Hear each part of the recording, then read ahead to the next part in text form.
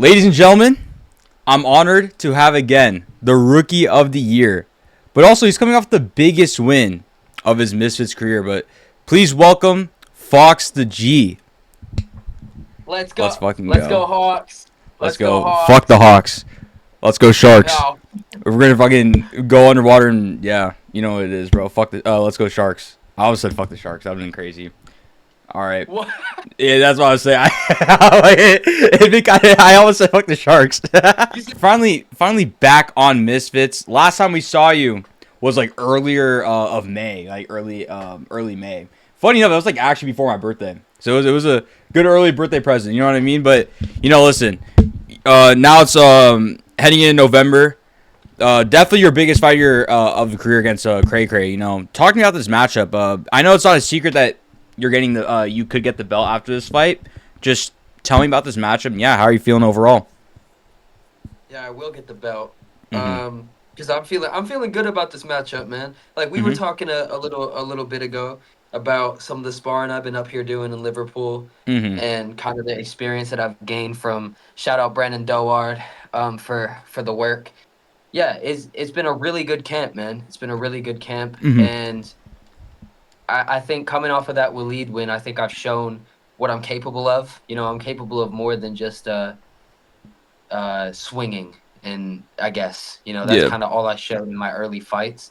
I'm also capable of boxing well and putting on entertaining fights. And man, I want to be a Misfits champion because, bro, I want to take the big fights. I've never said no to a fight. I've never ducked anybody.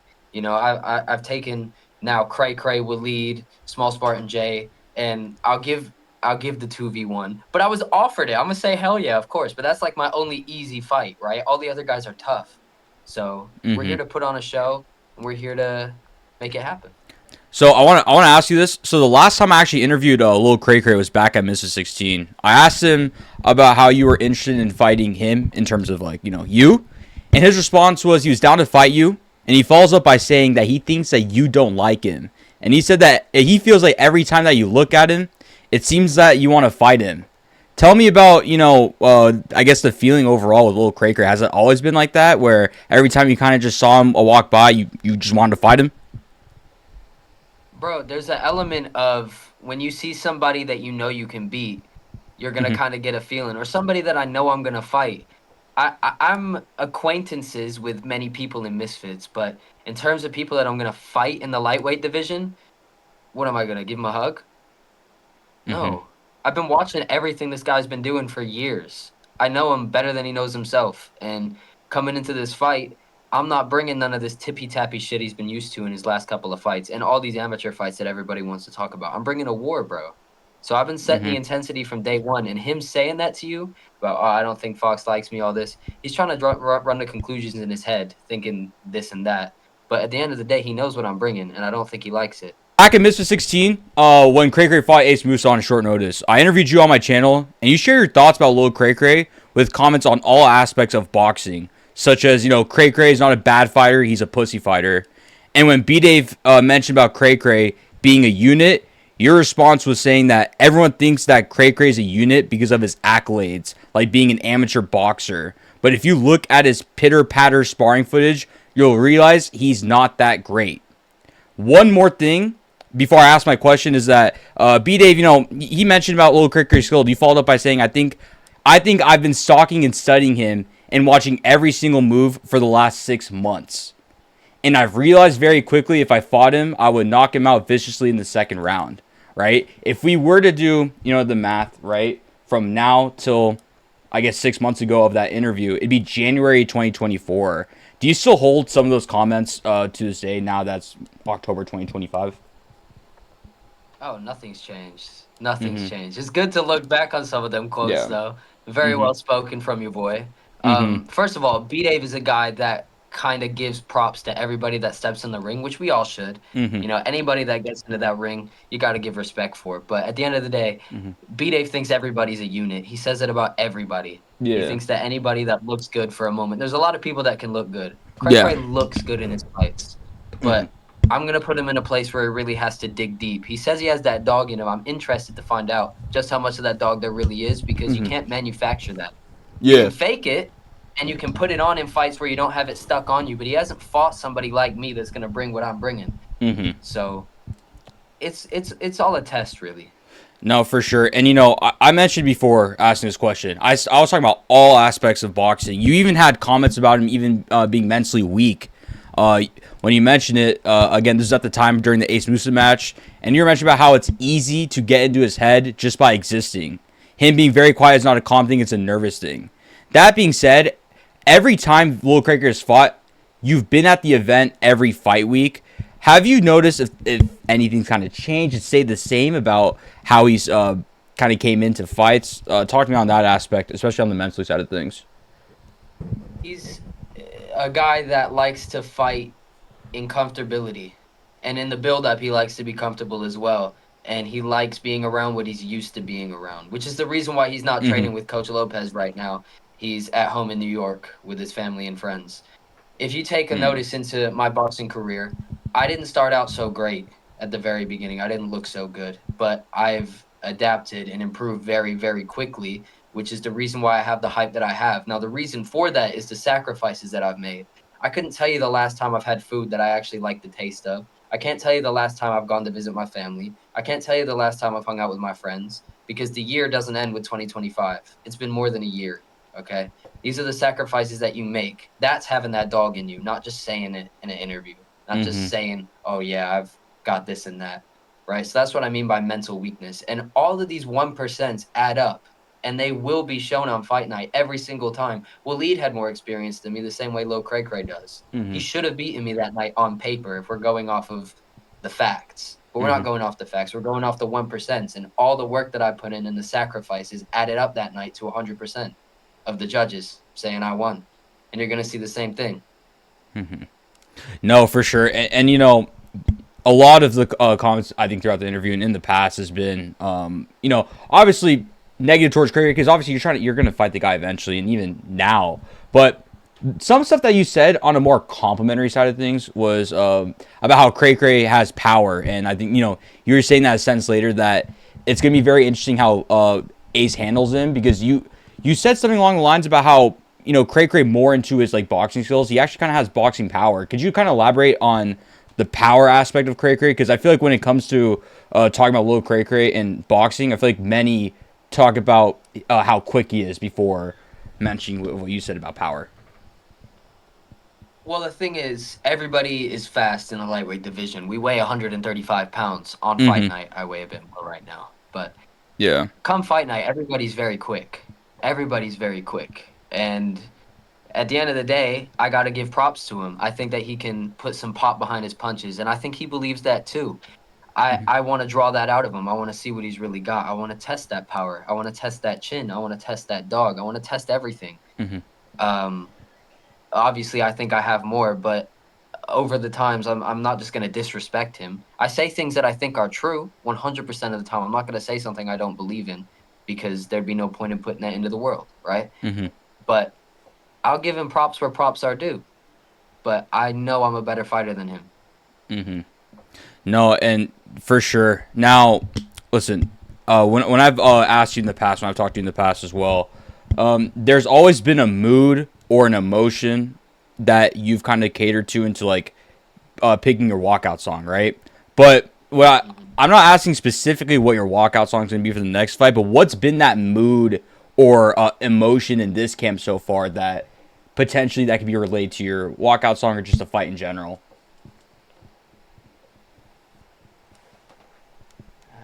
The mood. It's been just knowing that it's time. It kind of feels like this is it. I don't really know how to say how it feels, but it's more in my head. I realize that this is the moment that everything has led up to. Mm-hmm. Since the moment I started the YouTube channel and was making videos in school to the day I left high school to the day I took the flight over here and left everything behind to my first fight to the last fight, all of the training and the sparring, it's all led up to this. So honestly, I would tell you my walkout if I had it, but everything will just piece itself together on fight week and it Mm-hmm. will all just kind of fall into place right now it's just I know what's going to happen. It's so weird at this stage of camp. I get to that point where we're a couple weeks out, and I just know what's going to happen. I can just see every possible outcome, Mm-hmm. and it's gonna sound like overconfidence, but I haven't been wrong yet. Mm.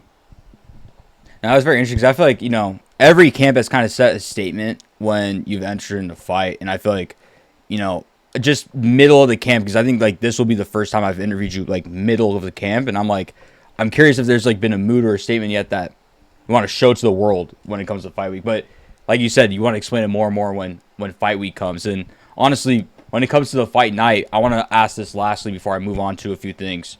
What's that prediction looking like? You said a year and a half ago, second round. Has that changed to a different prediction now that we're here in October? It all depends on what CraCra shows up and what CraCra wants to do. I've been Mm-hmm. seeing him say he has that dog in him. I've been seeing him say that he wants to show that dog in him. And if that's the truth, meet me in the center of the ring. I always say the same thing. Meet me in the middle, and we can see who has more dog. Mm-hmm. Wow.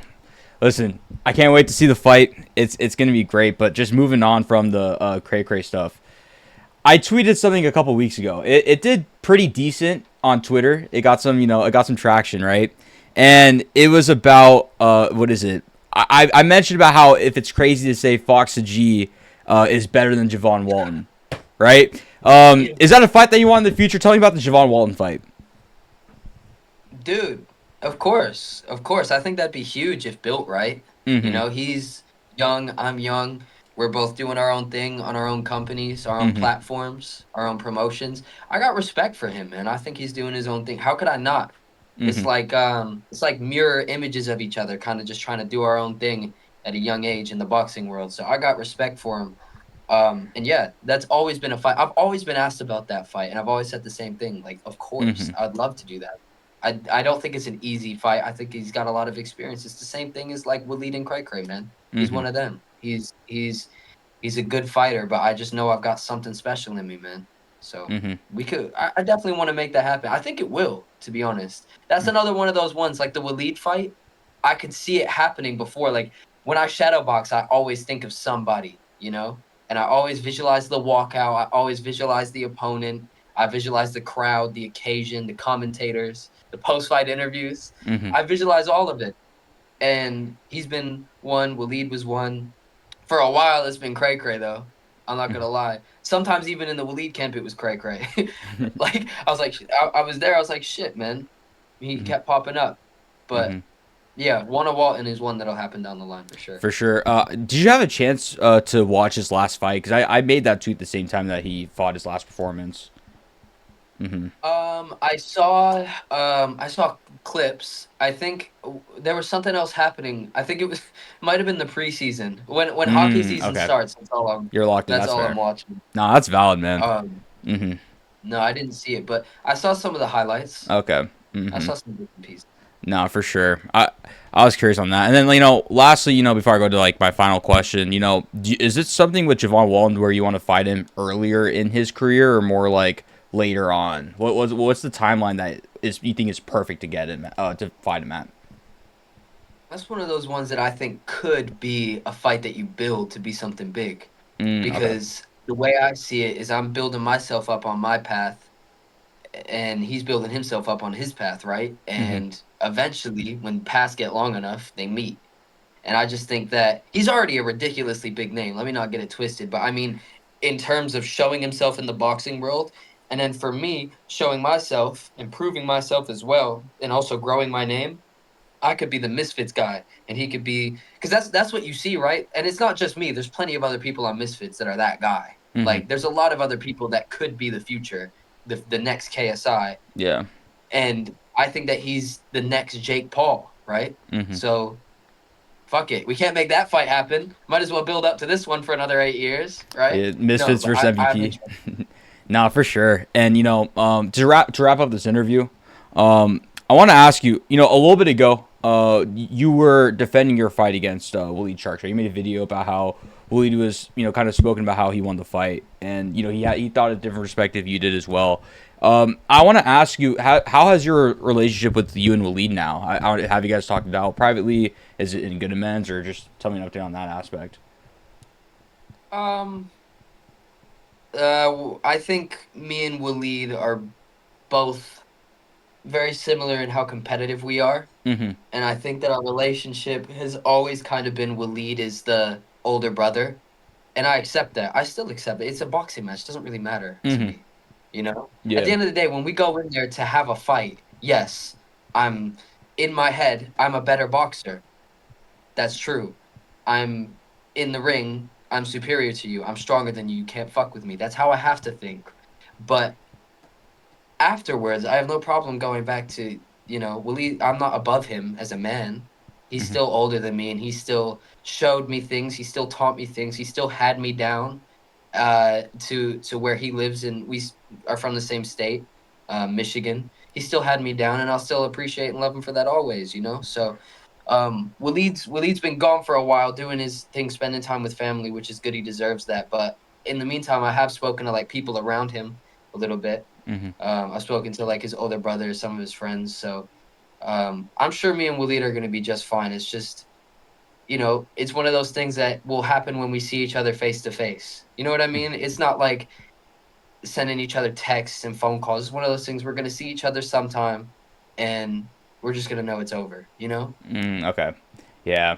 That chapter's closed. No, So for sure. Yeah, I wanted to like I was hoping it should be like ending on good terms. That's what I was kind of like aiming at. Hopefully to kind of wrap it up. It's just because like yeah, at the end of the day, I remember even just seeing you two in Miami. You guys are getting along great, having a great time. And I shouldn't expect less dude, he's too my guy. from that. Yeah, He's my exactly. guy.